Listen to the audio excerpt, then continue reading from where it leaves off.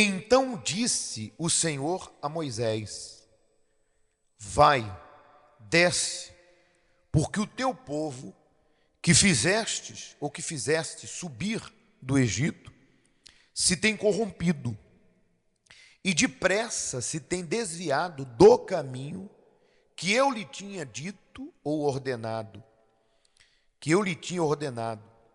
Eles fizeram para si um bezerro de fundição, e perante ele se inclinaram, e ofereceram-lhe sacrifícios, e disseram: este é teu Deus, ó Israel, que te tirou da terra do Egito.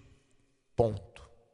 Aí daqui a pouco vamos ler a continuidade aqui, mas já no versículo mais adiante, quando Deus pede para que Moisés chame a ele quem está arrependido. Observe nessas palavras desses dois versículos, de Êxodo 32, 7 e 8, observe como Deus, ele estava decepcionado, como Deus estava triste, porque a Bíblia nos revela que Deus tem ciúme de nós. Tem até uma canção que nós vamos cantar que diz: sei que tem ciúmes da minha adoração. Deus, ele tem ciúme de nós. Deus não vai dividir a glória dele com ninguém, porque ele é Deus, ele é soberano, ele é Senhor. Quando Moisés perguntou: mas quando me perguntarem quem me enviou, qual o teu nome? Deus disse: eu sou quem eu sou. Ele é tudo, ele é a criação, ele é o ar que respiramos, ele é a vida. Então, dado que Deus fez pelo povo, e iria fazer, estava a fazer, o que Deus esperava deste povo, como espera de mim e de si, era o respeito, a honra, a consideração. O povo estava gemendo. A Bíblia diz que o clamor dele chegou a Deus. Deus enviou Moisés. Deus enviou as 10 pragas para obrigar Faraó com mão forte livrar o povo. Deus abriu passagem no meio do mar. Quantos sinais do cuidado de Deus, da preocupação de Deus, do socorro de Deus, da justiça de Deus, porque Deus é justo. Quantas coisas boas Deus fez até aquele momento, que já eram suficiente ou suficientemente grandes para que eles se tornassem gratos, fiéis, leais a Deus. E Deus levou eles ao pé do monte para fazer uma aliança com eles, porque Deus queria, como quer, ir além no que Ele deseja fazer na nossa vida. Por isso que a Bíblia diz: nem olhos viram e nem ouvidos ouviram o que Deus tem preparado para aqueles que o servem. A palavra diz que os pensamentos de Deus são maiores que os meus.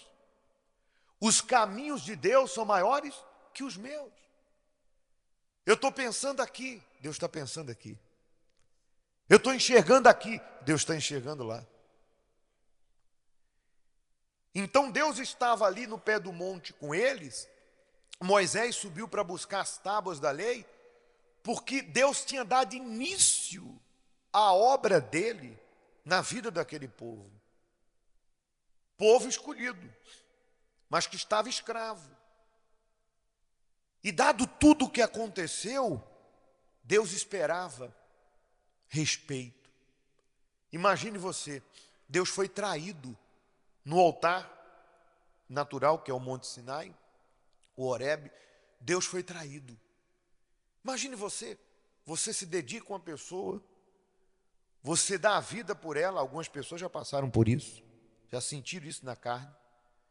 Você se dedica àquela pessoa, dá a vida por ela, está ali com aquela pessoa, vive anos com ela, projetos, sonhos, e você descobre uma traição. Isso é uma facada no coração. Isso é deprimente. Isso rouba todas as suas forças. Isso rouba todas as suas energias. Te faz se sentir impotente. Onde eu errei? O que faltou? E quer que eu diga? Na grande maioria não faltou nada. Porque a pergunta é, o que faltou? Qual o mal que Deus fez? Onde Deus errou? Mas, infelizmente, desde o alfa ao ômega, do princípio ao fim, nunca vai deixar de existir pessoas como estas. Ingratas, pessoas que, mesmo Deus fazendo algo por elas, sempre serão desrespeitosas com Deus, ingratas, irreverentes. Infelizmente. Mas o contrário também existe. E nós vamos falar sobre isso mais à frente. Então Deus ficou triste. Lá em Malaquias, no capítulo 1, no versículo 6, diz: o filho honra o pai, e o servo ao seu senhor. E Deus disse ao povo que naquela ocasião lhe desonrava: se eu sou pai, cadê a minha honra? Se eu sou senhor, cadê o respeito para comigo? Veja que Deus foi detalhista, né? Deus falou: olha, aquele povo que saiu do Egito, olha, eles estão se prostituindo com um bezerro. Imagina a decepção de Deus. Acabei de tirar esse povo do Egito. Acabei de ajudar eles. E estão sacrificando para eles. Veja que Deus até viu o que eles davam para o bezerro. Entenda, Deus não precisa de nada. Nós estamos vivendo a fé do altar, aonde você, de livre e espontânea vontade, pode ir para o altar fazer seu sacrifício, sua oferta voluntária, por um objetivo que você tem, por uma necessidade que você tem. Se é o Espírito de Deus ou se é outra coisa na tua vida, você sabe o que é. Você não é criança, qual é a sua necessidade? E Deus vai te atender naquilo que você precisa, não naquilo que a gente pede. E você está sendo convidado a ir para o altar, honrar a Deus, mas que fique claro uma coisa: Deus não precisa de nada. Deus é dono de tudo, inclusive da nossa própria vida.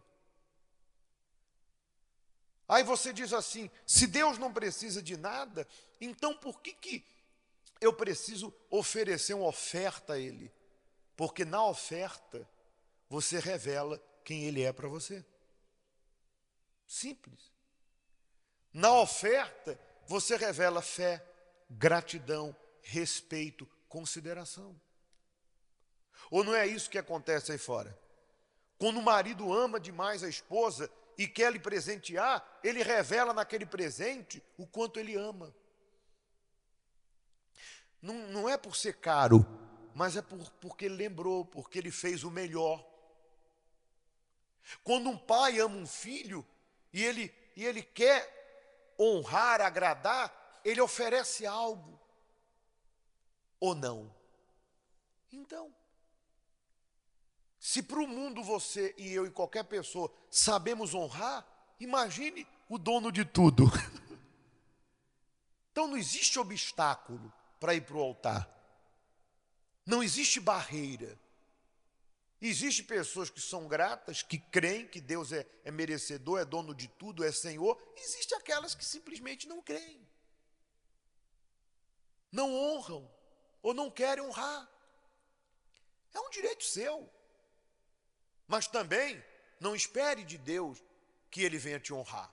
Porque Ele foi claro quando falou com Eli: longe de mim a injustiça. Aos que me honram, eu honrarei. Aos que me desprezam, serão desmerecidos.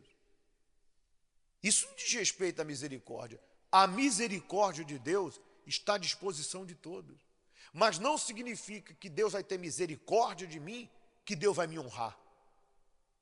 Ter misericórdia é Deus fazer algo por mim, mesmo que eu não mereça. Foi o que ele fez com o Senhor Jesus na cruz. Agora, honrar é ele ir além da misericórdia, que já é muito grande. Então, não ache você que Deus está pedindo alguma coisa para você, para mim. Deus não precisa de nada. Mas responda para si, a exemplo desse povo, quem você tem sido diante de Deus? Você tem honrado Deus? Em tudo. Estou falando só de oferta no altar. Você tem honrado Deus no teu relacionamento? Ou está traindo? Tem honrado Deus na tua mente? Ou está cheio de coisa podre? Tem honrado Deus com os teus membros? Ou tem feito o que não deve? Tem honrado Deus com a tua boca? Ou anda falando besteira? Tem honrado Deus com o teu testemunho? Ou tem escandalizado as pessoas com má testemunho a ponto delas apontarem o dedo e dizer assim, olha lá, vai na igreja, ó, pior do que eu. Então Deus quer ser honrado. É simples, não tem nenhum bicho de 7 cabeças, só isso. E ali Deus se sentiu traído. Bem, segundo versículo. Leia ali comigo. Depois que o povo pecou, então Moisés foi interceder pelo povo. Vendo aquela bagunça, ele chamou aqueles que queriam o arrependimento e se voltar para Deus. E ele disse, pôs-se em pé Moisés na porta do arraial e disse, quem é do Senhor, vem a mim. Então se ajuntaram a ele todos os filhos de Levi. Então, ali diz que dos que assumiram aquela idolatria e não se voltaram para Deus, foram 3.000 pessoas que perderam sua vida. Então observe que diante do pecado que eu e você e qualquer pessoa podemos cometer, diante da desonra que uma pessoa pode cometer, da injustiça para com Deus, do desrespeito para com Deus, veja que ainda assim, Deus sempre vai chamar aqueles que estão no erro, no pecado, para o arrependimento. Venham a mim. Venham ao arrependimento. Voltem ao primeiro amor. Largue essa vida. Perdoe. Venha a mim. Tome a cruz. Venha ao altar, me honre. Venha, venha, venha. Mas por incrível que pareça, existem pessoas que mesmo diante do erro que ela cometeu, e mesmo diante do convite do arrependimento, ela assume o pecado na vida dela. Não quero. Eu sou assim mesmo. Da minha vida cuido eu. Pastor não tem que dizer o que eu tenho que fazer. Minha vida é minha, realmente. É sua. Graças a Deus que é sua. Porque senão você ia jogar a culpa nos outros das suas decisões. Mesmo assim, houve quem dissesse, não, estamos insatisfeitos mesmo. É isso aí, é o bezerro, é a idolatria, é o pecado, é isso mesmo. É essa vida que eu quero. Eu estou aqui no meio por ocasião, eu estou aqui porque eu estou seguindo a multidão. Eu peguei o trem andando e estou aqui. Mas, o comboio andando e estou aqui. Mas eu não quero esse caminho não. Eu não quero o altar, eu não quero a fidelidade. E esses, infelizmente, já estavam sofrendo no Egito e continuaram a sofrer e colocaram a perder toda a sua vida. Agora, nesse momento, nós vamos participar da ceia. Pode pegar. Eu não sei a sua condição diante de Deus.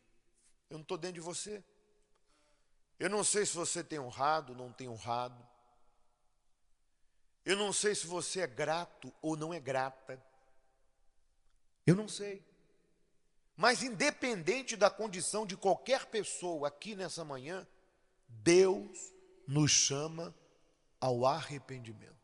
Deus nos chama para voltar ao início, ao primeiro amor, a confessar, abandonar e seguir com Ele, porque aqueles que se arrependeram, seguiram com Deus. E o restante da história você conhece. Moisés intercedeu, Deus perdoou, a presença de Deus foi com eles, e assim por diante. Hoje nós temos essa oportunidade